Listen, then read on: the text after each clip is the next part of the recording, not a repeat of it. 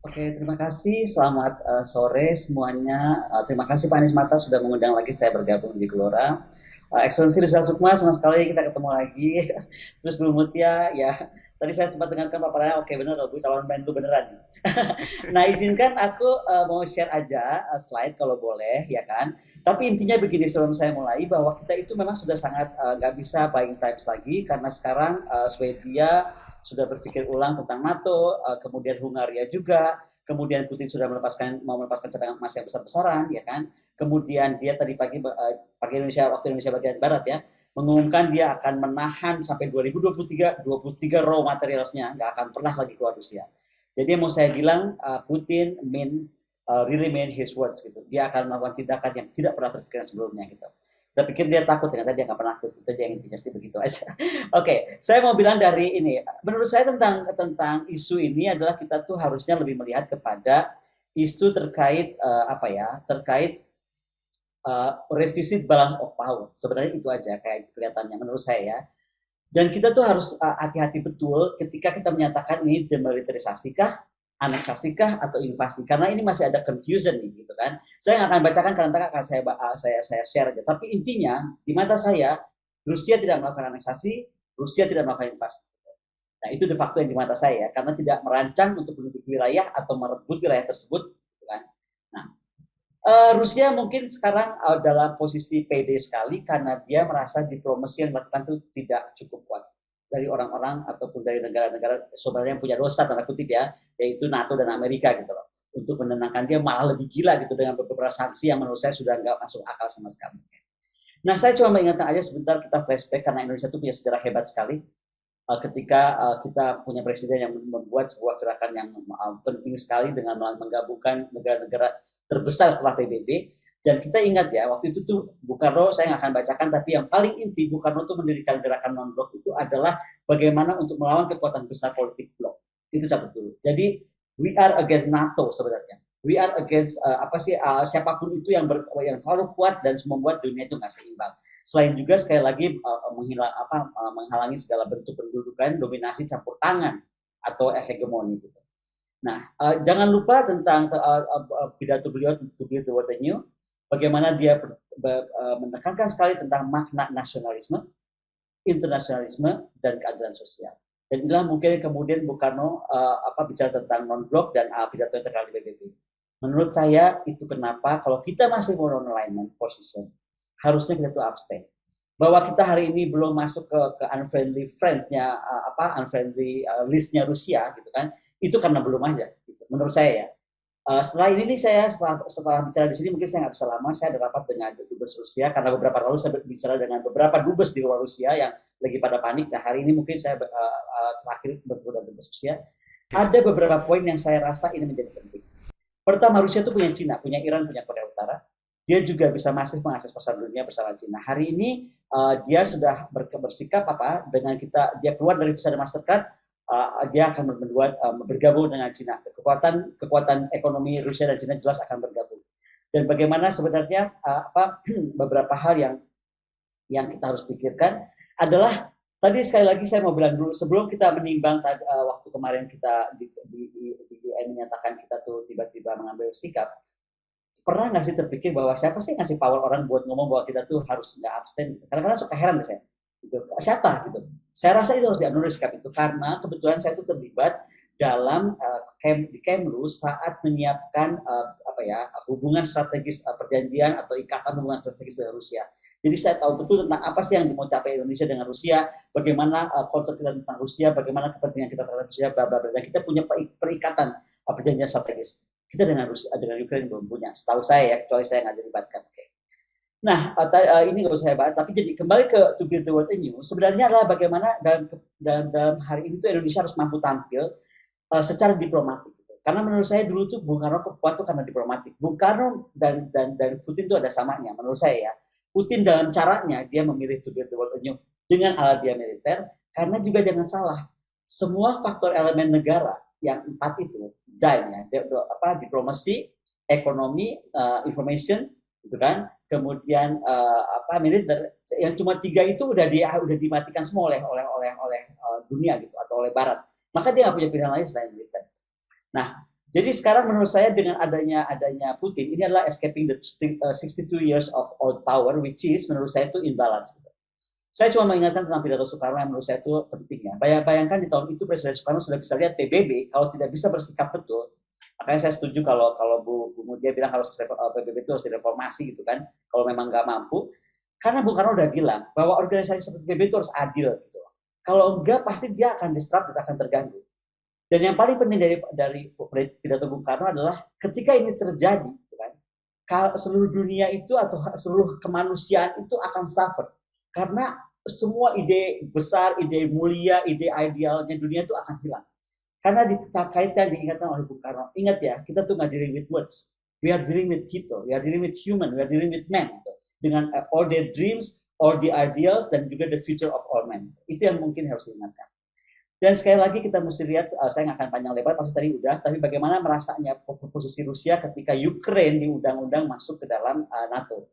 Dia nggak keberatan kok Ukraine mau gabung sama EU seperti apapun juga. Dia juga nggak keberatan, mungkin dia kalau dilihat dari peta US PECOM, US CENTCOM, US Discom, dia nggak masalah. Tapi ketika NATO ada di situ, dia langsung marah lah. Nah, jangan lupa juga kita harus luruskan banyak sekali image-image tentang Rusia, image tentang Putin yang dianggap kayak Hitler, dianggap pengen jadi SAR, dianggap menjalankan kejahatan perang. Be very careful, karena banyak sekali data yang diakui malah oleh media mainstream itu adalah computer generated imagery. Kalau masalah korban, dimanapun perang ada korban. Kalau nggak ada korban, jangan ada perang. Itu aja, jangan pernah bikin senjata manusia ini. Pasti susah. Sepresisi-presisinya senjata itu pasti akan bisa mengakibatkan korban. Nah, tadi saya sudah jelaskan soal dime element yang dihapus tadi itu, dan Rusia nggak punya pilihan, jadi saya nggak akan lama di situ ya. Tapi gini, Rusia itu sudah minta jaminan hukum, nggak dikasih. NATO, US, EU itu mempunyai membantu atau membiayai Ukraine dengan hak impunitas dan PBB diam. Rusia minta Ukraine untuk komitmen pada -1, -2, diam juga gitu kan. Ukraine mengabaikan, malah cuek aja gitu kan. Terus bagaimana sebenarnya sejak 2008 tadi saya udah bilang, tolong deh, pokoknya cuma satu, NATO jangan masuk karena itu ganggu gue banget gitu. Kira-kira udah lu ngarahin ke gue kan itu juga bandel. Yang paling nyebelin memang Eropa tuh jawab gini, kita punya hak untuk melakukan apa aja yang kita inginkan. So can you imagine how Putin feeling? Ini kan dari tahun 91-an, 94-an, kemudian paling memuncak 2008-an gitu kan. Dan dibilang bahwa Eropa punya hak apapun untuk melakukan apapun yang diinginkan. Dan dibuktikan hari ini dengan apa yang dilakukan semua punishment terhadap Rusia dan Putin. Nah, buat saya itu artinya Amerika, aliansinya NATO itu menutup semua pintu diplomasi. Gitu. Bagaimana gitu? Dan akhirnya Putin menjawab dengan tindakan seperti ini. Jadi sebenarnya itu Putin diundang untuk terjun ke sini. Dan kita mesti lihatlah ya, dari tahun 45 sampai 2019 tuh 52 perang. Itu US military intervention kok langsung nggak langsung. Putin bikin apa gitu. Jadi ada hipokrisi isu di sini, dan sanksi pada Rusia nggak fair. Dari 81% lakukan perang oleh Amerika Serikat dan kawan-kawan, apakah pernah kita melihat misalnya pemain bola Amerika nggak boleh ada? Apakah pernah kita menghukum dengan SWIFT system? Apakah kita pernah melarang kucing Rusia itu nggak boleh ikut kompetisi? Coba. Pernah nggak kucing Amerika dalam ikut kompetisi? Yang mau saya bilang, jahat sekali yang dilakukan oleh negara Barat ini terhadap Rusia, yang membuat proksi supaya Presiden Putin itu terkorner oleh rakyatnya. Makanya rakyatnya dibikin suffer betul. Hari ini, lusa tanggal 11, semua web sistemnya Rusia itu akan dimatikan. Jangan salah, ini akan backfire juga. Rusia akan menjadi negara tertutup dan menjadi negara tertutup yang very powerful. Iran itu survive, North Korea itu survive. Ini Rusia loh, gitu loh. Dia akan super survive. Dimatikan internet dunia, dia punya Rusnet, rusnya akan makin besar. Tadi saya udah bilang, dimatikan master dan visa card, dia bikin dengan Cina. Apa lagi yang mau dibuat? Dimatikan apa lagi? Dia bisa survive gitu loh. Dan Cina ingat baik-baik, kita itu sedang mau bangun ibu kota negara. Nah, loh, pajak kita tuh banyak dari Rusia, ya kan? Kita lagi banyak Pak Luhut bilang lagi mau bangun mobil otomotif, gitu kan? Industri pertahanan. Loh, palladiumnya dapat dari mana? Gitu. Dari Rusia. Jadi pupuk, itu juga masalah. Oke. Jadi sanksi semua ini dari mulai Nord Stream mau ditutup, dan saya senang sekali Jerman tiba-tiba berubah. Sekarang Jerman berubah posisi. Dari dulu Angela Merkel udah ngomong, jangan pernah NATO masuk ke Ukraine. Bandel sih. Nah, akhirnya kejadian kemarin. Hari pertama, kedua, sampai kelima, Jerman masih pede. Oke, kita tutup aja Nord Stream, aman-aman aja kita. Nah, sekarang dia berubah kan. Dia akan mengejutkan kalau Rusia memperpanjang ini. Eropa seluruhnya akan suffer. Nah, kemudian melarang transaksi utang dan lain-lain. Intinya adalah udah banyak sekali yang menurut saya sudah nggak masuk akal. Padahal waktu habis kejadian Crimea, ketahanan keuangan dan ekonomi Rusia itu sangat sangat stabil. Saya Baik. nggak akan biarnya. Tapi yang paling fatal tentang zona larangan terbang. Hmm. Zona larangan terbang itu bagaimana ya? Sekarang paham nggak sih kalau itu dilakukan, maka dari sisi kapal terbang sipil itu ada 520 pesawat sewaan Rusia dari penyewanya di Uni Eropa itu akan membuat 520 itu grounded di Rusia sampai mau ngambil. Ya, takut banget mau ngambil juga. Putin mau bayar, nggak bisa bayar, sudah dimatikan gitu. Nah kemudian ide mengirimkan skuadron tempur 336 yang ada di Estonia juga nggak bisa terbang. Itu pasti akan jadi memicu perang besar-besaran gitu kan. Nah kenapa akhirnya no-fly zone Zelensky ditentang? Karena Inggris aja, Amerika dan NATO tuh paham betul, ya kan? Kalau itu tuh beda banget dengan dilakukannya NFC tempat lain. Ini akan potensi perang karena negara ini bersenjata nuklir dan juga pertahanan udaranya, kemampuan udara Rusia itu jauh lebih canggih. Dan sekali lagi NFZ itu nggak akan mencegah pasukan darat Rusia beroperasi.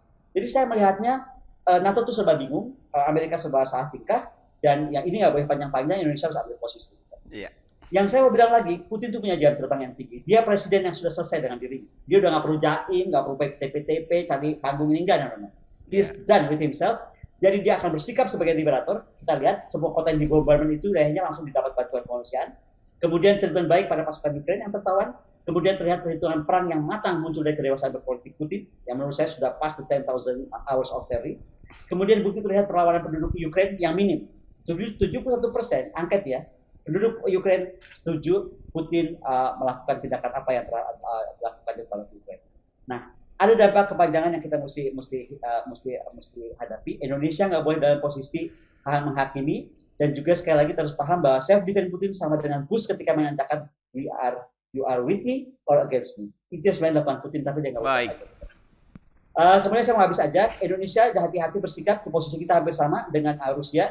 Ada FPDA, ada AUKUS, ada The Quad. Kalau mereka datang gilanya, ini bisa jadi fakta Indo-Pasifik. Indonesia apa kabar? Mau masuk kemana? Atau mau sendiri? Dan kalau sendiri itu mahal banget. Dan sendiri itu memerlukan presiden sekelas Soekarno yang berani stand up to the world, ya kan? Dan ini kenapa Indo-Pasifik pasti menjadi target utama, karena 61 world population tinggal di sini. Ada banyak sekali megacity dan lain-lain. Pokoknya ini adalah pompa ekonomi dunia. Ini kalau saya gambarkan kira-kira kalau sekilas Indonesia seperti apa. Jangan lupa nih saya belum masukin Perancis, sudah bangun juga kekuatan di antara bentangan sini sampai bentangan sini, belum lagi Inggris. Jadi banyak pembelajaran yang bagi Indonesia mesti dilakukan. Saya nggak akan bacakan, tapi sekali lagi saya cuma mau bilang, semakin Rusia dipush dia akan semakin kuat. Hari ini fashion industri ditutup, industri VW sampai mobil BMW sampai Mercedes semua ditutup, industri perminyakan atau oil company ditutup, ya kan, semuanya tutup. Dan jangan salah, semakin Putin dikeraskan, menurut saya Putin akan semakin kuat. Jadi bukan lagi Ukraine akan digigit Putin, tapi seluruh dunia akan digigit Putin. Gitu. Jadi saya the moral of the story, saya cuma berharap Presiden Indonesia atau siapapun dari Indonesia akan bertindak dan bersuara bahwa PBB satu harus bertindak sportif, harus bertindak adil seperti pemerintahan Bung Karno 62 tahun lalu. Kedua, NATO segera menyatakan tidak akan pernah menyentuh Ukraine atau menjadikan Ukraine sebagai basis NATO. Dan ketiga, Amerika dan kawan-kawan berhentilah untuk bercampur dan memprovokasi, karena ini mengancam perang dunia. Jadi saya menyalahkan kalau perang dunia terjadi bukan karena Putin, tapi karena ngototnya NATO dan juga orang-orang yang tidak bertanggung jawab. Terakhir adalah survival of the world is far more important than the survival of NATO in Ukraine. As simple as that. Dan itu yang cuma Putin minta. Demikian, terima kasih. Terima kasih Bu Kony. Pak Anies Mata, ini tidak hanya Bu Mutia Hafidz yang bisa jadi calon menteri luar negeri ini, Pak Anies. Bu Kony ini juga posisinya sangat argumentatif dan rasional ya ketika bicara mengenai PBB, dan saya kira satu nafas dengan Partai Gelora ini Ibu Kony, dalam arti melihat momentum penyerangan ini ya Bu. Semangat ya Bu. Momentum ini adalah momentum untuk perbaikan tatanan dunia. Jadi tadi Pak Anies sudah mengucapkan welcome tatanan dunia baru, karena memang tatanan dunia hidup Pak Anies, wujudkan Pak Anies. Kita cuma mau jadi panitia penyusun.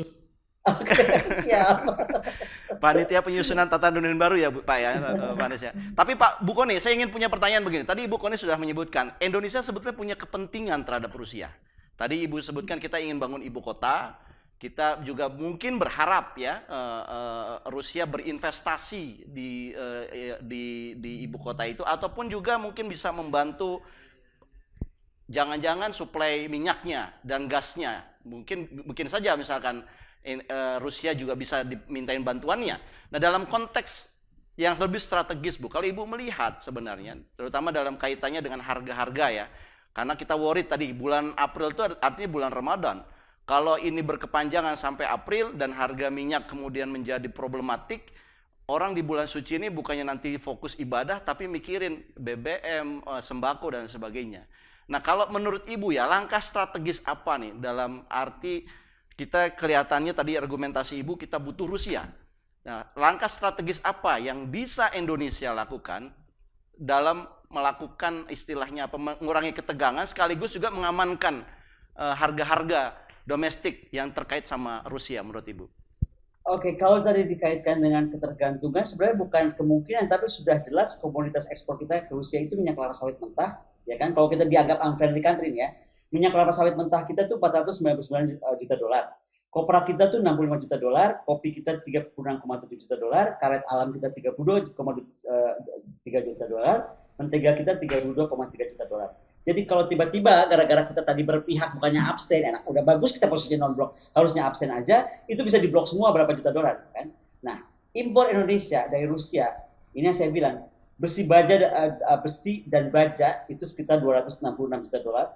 Batu bara sekitar 159 juta dolar, pupuk non organik 130 juta dolar, pupuk kimia dengan elemen tambahan 78,2 juta dolar, dan perlengkapan peluncuran pesawat atau aircraft launching gear itu 42,9 juta dolar. Dan tolong catat hari ini Putin juga mengumumkan seluruh roket dia tutup nggak akan diberikan kemana belahan dunia manapun. Jadi dia akan mandiri semuanya.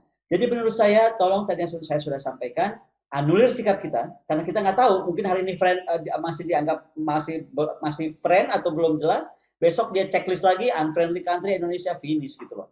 Maksud saya, coba sebelum bikin pernyataan itu dilihat dokumen kita di KMU itu isinya apa gitu kan. Saya nggak bisa bacakan semua karena semua ada beberapa juga bagian nggak boleh di-publish keluar ya. Tapi kita tuh punya dokumen perjanjian strategis di tangan kedua negara, yaitu perjanjian strategis Rusia Indonesia. Nah itu yang kita nggak boleh sakiti. Komitmen is a commitment. Paling aman itu abstain. Kenapa juga susah itu untuk abstain.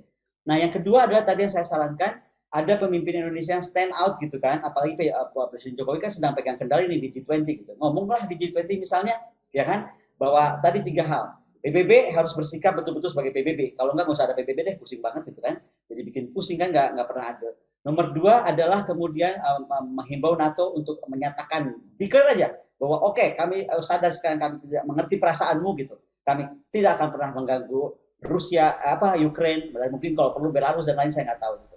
Nomor 3 adalah Amerika juga komit bahwa dia nggak super power anymore lah, please lah. Baik. Macron tuh pernyataan Macron tadi siang sudah sangat kita ketahui, dia bilang ini bisa memecah Eropa, apalagi dengan tadi Hungaria, Jerman dan lain-lain sudah mulai berubah dan sudah mulai sikapnya. Demikian.